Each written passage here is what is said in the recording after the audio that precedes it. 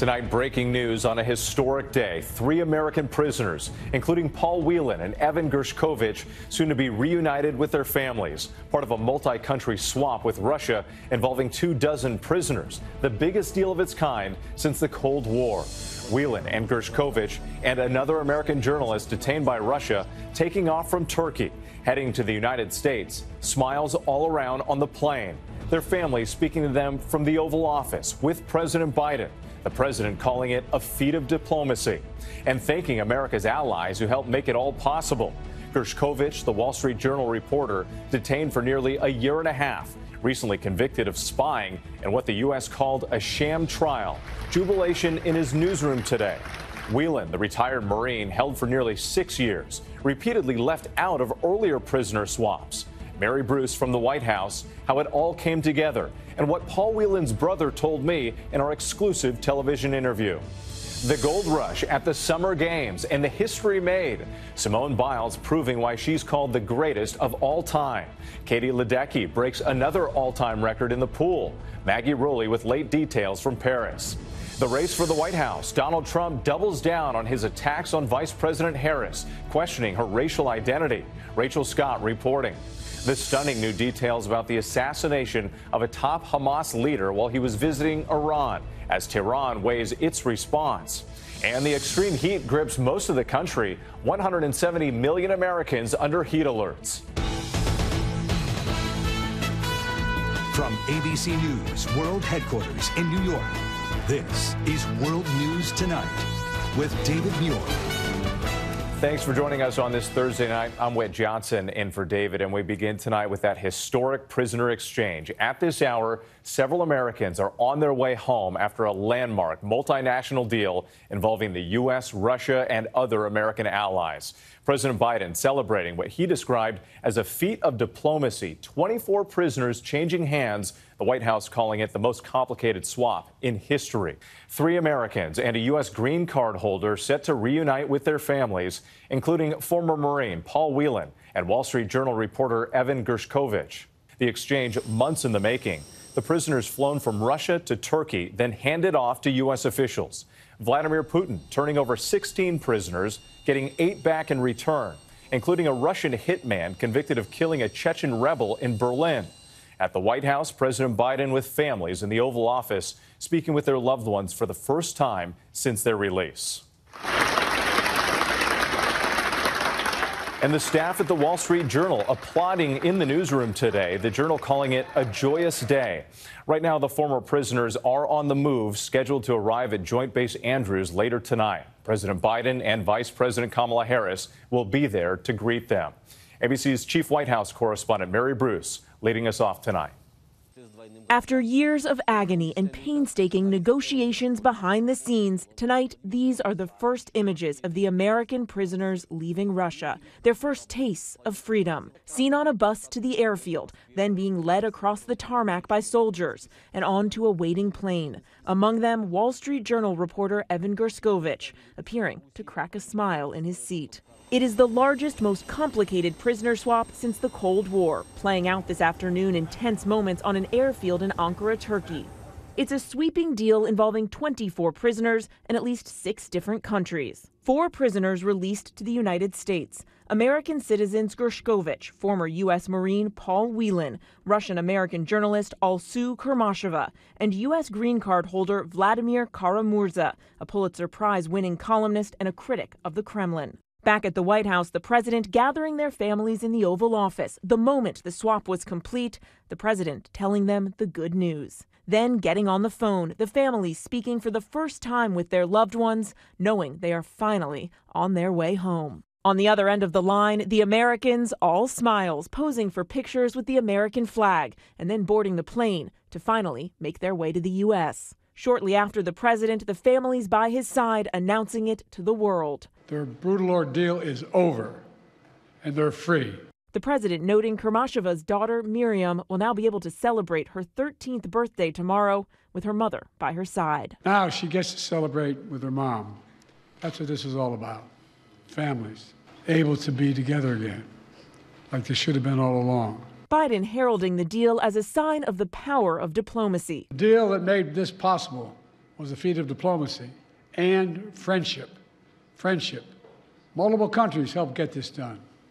They joined the difficult, complex negotiations at my request, and I personally thank them all again. The president directly involved in the negotiations. Even the hour before Biden announced he would not seek re-election, the president working the phones, trying to get this deal across the finish line. National Security Advisor Jake Sullivan also deeply involved, today overcome by the emotion of the moment and relief. I spent a lot of time with the families of Evan and Paul and Alsu, and most of the time, as you can imagine, those are tough conversations, but not today. Today, excuse me. Today was a very good day. Tonight, we are told initially talks also included the possible release of Kremlin critic Alexei Navalny, but he died in February behind bars. An administration official saying it felt like the wind had been taken out of our sails, but they still saw a path forward, just a more rocky one. The linchpin to negotiations, Russia's insistence that it include the release of convicted murderer, Russian hitman Vadim Krasikov. But he was being held in Germany. President Biden then reaching out directly to the German chancellor. This deal would not have been made possible without our allies. Germany, Poland, Slovenia, Norway, and Turkey, they all stepped up, and they stood with us. They stood with us. And they made bold and brave decisions. Released prisoners being held in their countries who are justifiably being held, and provided logistical support to get the Americans home. So for anyone who questions whether allies matter, they do. They matter. Vice President Kamala Harris also appealing to allies face-to-face at a global security summit in February. Today, she too is celebrating. We never stopped fighting for their release. And today, in spite of all of their suffering, it gives me great comfort to know that their horrible ordeal is finally over. Gershkovich's release comes just 13 days after he was sentenced to 16 years in a Russian penal colony in a secret trial with no public evidence presented, convicted for what the U.S. government called fabricated charges of espionage. The 32-year-old was the first American journalist arrested for spying in Russia since the Cold War, detained in March 2023 while on assignment, accused of passing information to the CIA. Tonight, the Wall Street Journal's newsroom erupting in cheers at the news of his release. His family saying in a statement, "We have waited 491 days for Evan's release, and it's hard to describe what today feels like. We can't wait to give him the biggest hug and see his sweet and brave smile up close." Paul Whelan had been behind bars for nearly 6 years, serving a 16-year sentence for similar sham espionage charges. The 54-year-old security consultant was visiting Russia for a friend's wedding when he was arrested, slapped with charges that he, his family, and the U.S. fiercely denied. In all, 16 individuals held in Russia now free, including some Russian political prisoners. In exchange, allies releasing 8 Russian prisoners, tonight welcomed home by President Putin. Truly a remarkable day. Mary Bruce joining us now from the White House. So, Mary, walk us through the next steps here for those freed Americans and when they're expected back on U.S. soil. Well, Whit, the 3 Americans are expected to touch down finally back home late tonight, just before midnight, at Joint Base Andrews. There to greet them will be their families, the president, and the vice president. And Whit, tonight we are hearing from one of the few people who may truly be able to understand what they're going through. Brittany Griner, who was released back in 2022, saying tonight that she is head over heels happy for their families, saying any day Americans come home is a win. Whit. Joy and relief for those loved ones. Mary, thank you. And for years, the family of Paul Whelan has done everything possible to keep his name in the press, making sure he wasn't forgotten. Earlier today, I spoke with his twin brother, David Whelan, about how this all unfolded, the family's reaction, and what happens next. David, thank you so much for joining us today. I'm sure it's been an extraordinary day for you and your entire family. If you could first just describe that moment when you learned the exchange was successful, Paul was free, and would soon be coming home. It was relatively late this morning. I was being very cautious until I saw an announcement from the White House that Paul was free and that he was on his way back. We had been through 2 prisoner releases before where he had not come home. So despite the growing media announcements and speculation overnight and then even into this morning that an exchange was happening and that Paul was going to be a part of it, I didn't really allow myself to believe that it was going to happen until I saw that announcement by the White House. And of course, we're overjoyed and hope to actually see him soon. You noted in your statement today that Paul had been detained for more than 2,000 days. Describe this emotional roller coaster, the ups and downs, as other prisoners were released from custody, but Paul remained in Russia. I think it's difficult. You want to be generous. You are happy to see other people freed. But you do start to wonder, and I think we were concerned that as time went on, Paul was going to become one of those insolvable cases. I think additionally, with Russia, there were so few concessions that the U.S. government could make that the Russian government seemed to want, that I think we didn't have very high hopes that this was ever going to happen. How difficult has it been for you and your family to keep that hope alive for all these years? I think you do your best for your family member. If you have a sibling or a parent, you want to support them as much as you can. And if they're in a dire circumstance, whether it's something like what Paul experienced or even just, like a difficult illness, you want to do what you can and keep hope alive so that they have the best life or the best outcome possible. And I think the difficulty in these sorts of situations is that the family has so little control over what's happening. Paul was a pawn of the Russian government and became part of a geopolitical fight that really has nothing to do with Paul or our family or anything that he did. So I think we just, do our best to keep our hope up. Now, we know there is a process here, but when do you hope the family will get to see him again?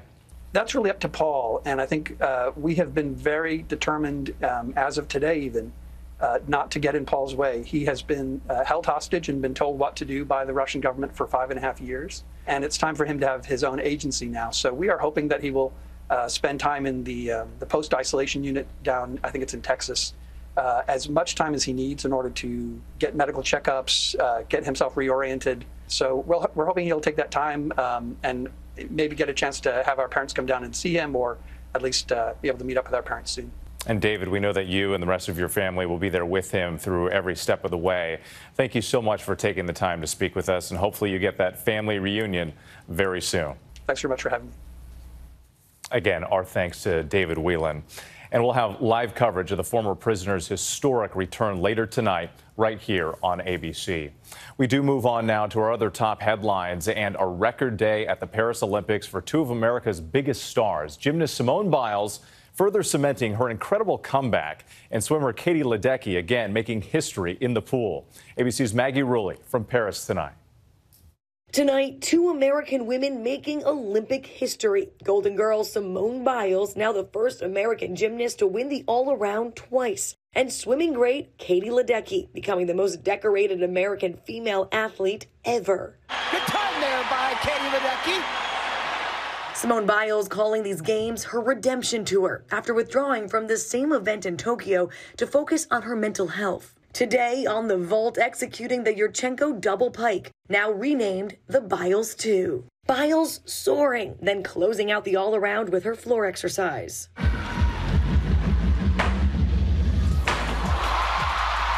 Biles going head-to-head with teammate Suni Lee, who took bronze, and fierce competitor Rebecca Andrade from Brazil, who won silver. The three-time Olympian wearing her gold medal with a diamond goat necklace. It is crazy that I am in the conversation of greatest of all athletes because I just still think I'm Simone Biles from Spring, Texas that loves to flip. And just hours later, Katie Ledecky leading Team USA in the 4x200-meter relay, winning silver, her 13th medal overall.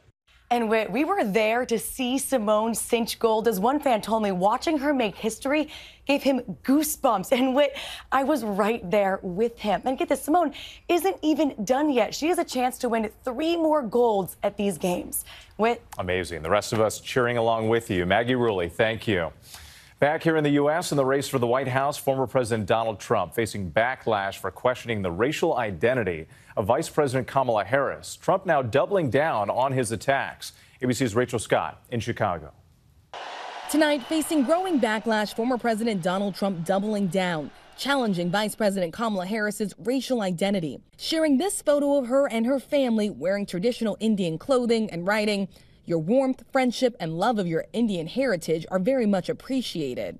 Just 24 hours ago, I asked Trump about his supporters' attacks on Harris as a, quote, DEI hire. DEI being short for diversity, equity, and inclusion. Do you believe that Vice President Kamala Harris is only on the ticket because she is a black woman? Well, I can say no. I think it's maybe a little bit different. So I've known her a long time indirectly, not directly very much.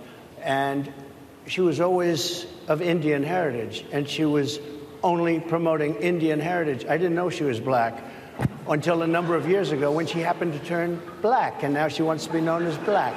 So I don't know, is she Indian or is she black? She is always identified as a black woman. She went to a historically black college. Harris is both the first black woman and the first Asian American to serve as vice president. She graduated from Howard University, and when she was elected senator, she joined the Congressional Black Caucus. It was the same old show, the divisiveness and the disrespect. And let me just say, the American people deserve better. Tonight, Trump's running mate, Senator J.D. Vance, defending Trump's comments. Kamala Harris is a chameleon. She goes to Georgia 2 days ago. She was raised in Canada. She puts on a fake Southern accent. She is everything to everybody, and she pretends to be somebody different depending on which audience she's in front of. And as for Harris, Democrats began their official nominating process today. Harris could become the official Democratic nominee as early as Monday, and she is expected to announce her running mate by Tuesday. Whit. Rachel Scott for us. Thank you. Overseas tonight, a major turn following the assassination of the political leader of Hamas in Tehran. Sources telling ABC News he was killed by a bomb smuggled into his guest house 2 months ago and detonated remotely. ABC's Matt Rivers in Tel Aviv. Tonight, stunning new details in the assassination of Hamas political leader Ismail Haniyeh in Tehran. Haniyeh killed by an explosive device that had been smuggled into his room as part of an Israeli plot, 3 Middle Eastern sources confirmed to ABC News and first reported by the New York Times. One of those sources saying the bomb was stashed in the Islamic Revolutionary Guard Corps guest house roughly 2 months ago, and was detonated just after 2 a.m. local time Wednesday once it was confirmed Haniyeh was inside. Just hours before the Hamas leader seen at the inauguration of Iran's new president. A source saying the plan was in place for months, but Israel was reluctant to act while Haniyeh was in Qatar where he lived. The U.S. only briefed on assassination details after it happened. And with just moments ago, President Biden speaking with Israel's Prime Minister Benjamin Netanyahu, saying once again that the United States will help defend Israel against any possible retaliation from Iran or Hezbollah. Those attacks could happen any time now. Whit. All right, Matt Rivers reporting from Israel tonight. Thank you. Now to Wall Street. Investors taking a beating today. The Dow closing down nearly 500 points at 40,347. The drop fueled by worse than expected employment, manufacturing, and construction data. Investors looking ahead to tomorrow's monthly jobs numbers. When we come back here, dozens hurt in an ammonia leak in Virginia, what investigators say is to blame. And we're tracking severe storms in the heartland as dangerous heat grips much of the country. Next tonight, authorities outside Washington, D.C. say a failed valve is to blame for an ammonia leak that sent dozens of people to the hospital. First responders racing to the scene to treat workers at an industrial complex. It's home to a company that produces meal kits for major retailers and airlines. When we come back, severe storms and more record heat. We're tracking it all. To the index now, we're tracking dangerous weather in the nation's heartland. A severe thunderstorm watch across several states, damaging wind gusts, large hail, and tornadoes all possible. While oppressive heat grips most of the country, 170 million Americans on alert from California to Florida up to Maine. Still ahead, a final note on a golden day in Paris.